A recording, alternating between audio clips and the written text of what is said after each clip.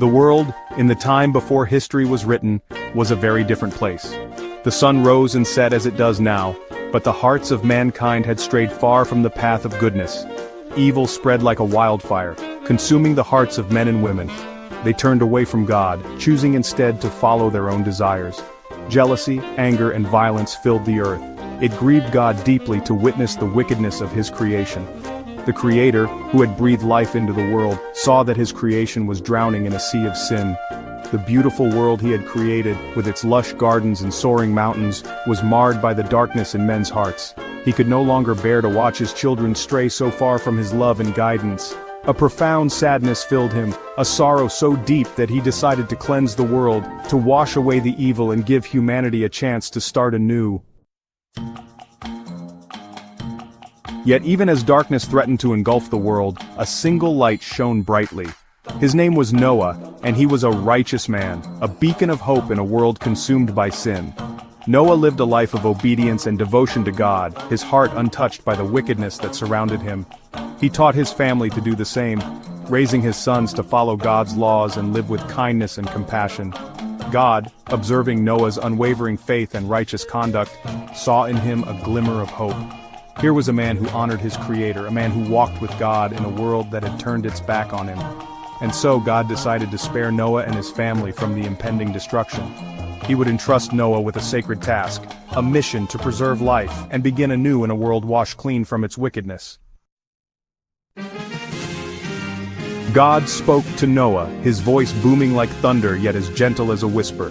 He revealed his plan to cleanse the world with a great flood, washing away the wickedness that had taken root. But God also shared his plan for redemption. He instructed Noah to build an ark, a vast vessel that would shelter Noah, his family, and two of every living creature on earth. The ark, God explained, had to be enormous, large enough to house a vast menagerie of animals and enough food to sustain them for a long and arduous journey. He gave Noah precise instructions detailing the ark's dimensions, materials, and design. It was to be built of gopher wood, a strong and resilient timber, and coated inside and out with pitch to make it waterproof. The ark would have 3 decks, various compartments, and a single window to let in light and air. Noah listened intently to God's instructions, his heart filled with awe and a sense of purpose. He knew this was a monumental task, one that would take years of relentless work and unwavering faith. Without question or hesitation, Noah set about his task, gathering his sons and beginning the arduous work of building the ark according to God's precise instructions. As the ark took shape, towering over the landscape, so too did God's other instructions become clear. Pairs of animals, male and female, began to arrive at the ark, guided by an unseen force. From the soaring eagles to the slithering snakes, from the mighty elephants to the tiniest insects, they came, 2 by 2, seeking refuge in the looming shadow of the ark.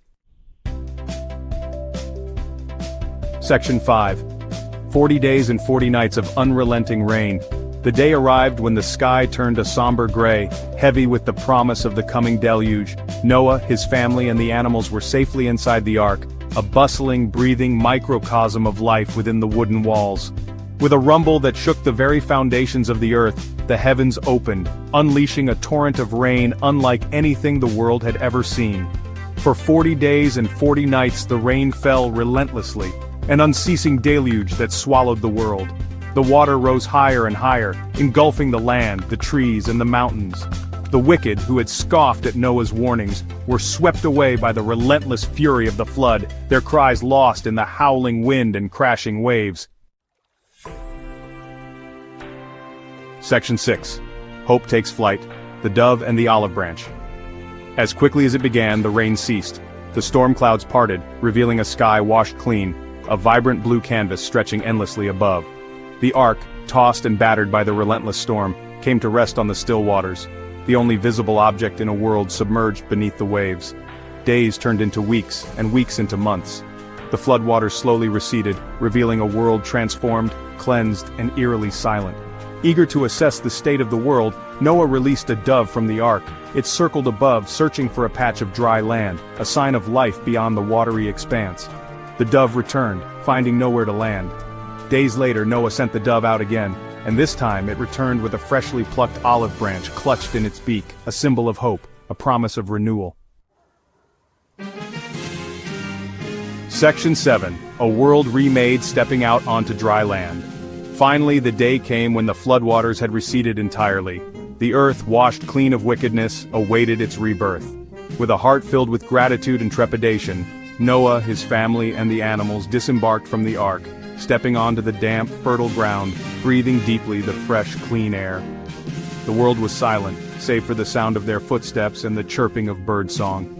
The sun, a golden orb in the sky, bathed the world in its warm light. The air, cleansed by the deluge, was sweet and fresh. The earth, washed clean, glistened with the promise of new life. A rainbow, a breathtaking arc of color, adorned the heavens, a symbol of God's promise, a reminder of his mercy and his covenant with Noah and all living creatures. Gap 3S, Section 8, The First Steps of Renewal. As Noah and his family took their first steps on the reborn earth, they marveled at the untouched beauty around them. The landscape, once familiar, had transformed into an Eden-like paradise. Verdant hills rolled into the horizon, rivers flowed with crystal-clear water, and the air buzzed with the promise of new beginnings. Noah and his sons set to work, building shelters and planting seeds, laying the foundation for future generations. The animals too began to explore their new habitat, finding places to call home. In those moments there was a profound sense of unity and purpose. Every action was a step towards renewal and hope. The world, though changed forever, held the promise of a fresh start, a second chance to live in harmony and righteousness. Section 8. A promise, sealed with a sacrifice and a rainbow. Overwhelmed with gratitude for their deliverance, Noah built an altar to God.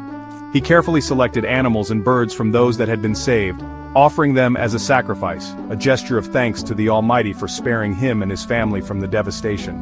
The aroma of burnt offerings rose to the heavens, a sweet savor pleasing to God. God, pleased with Noah's devotion and sacrifice, spoke to him once more, his voice a comforting rumble that echoed across the reborn world. He promised never again to destroy the earth with a flood. The rainbow, he declared, would forever serve as a symbol of this sacred covenant, a reminder of his promise to protect and preserve life. Section 9. A timeless tale of faith and obedience. And so, the story of Noah's Ark, passed down through generations, became a timeless testament to the power of faith and obedience. It serves as a reminder that no matter how dark the world may seem, God's love and mercy endure. The Ark, a symbol of hope and salvation, reminds us that even in the face of overwhelming adversity, faith can provide refuge and guide us towards a brighter future. The story of Noah continues to inspire, teaching us about the importance of living a righteous life, respecting God's creation, and trusting in his divine plan. It reminds us that even amidst chaos and destruction, hope can bloom anew, and a brighter future awaits those who remain faithful and true.